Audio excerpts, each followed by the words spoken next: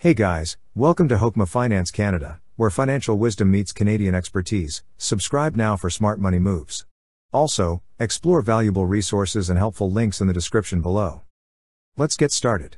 In this video we're going to show you how to unlock your debit card in TD Bank app. To start, open the app by tapping on it.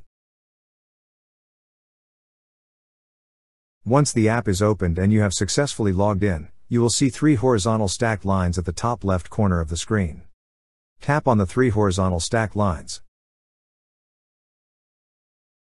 On the left side menu, you will see an option for Manage Access Cards. Tap on Manage Access Cards. Now, you will see a button for Unlock Card. To proceed, tap on the Unlock Card button.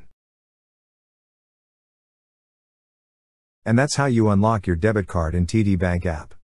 Thank you so much guys for watching, and if you have not yet subscribed to our YouTube channel, please subscribe to our YouTube channel as we create tech videos related to financial apps almost every day.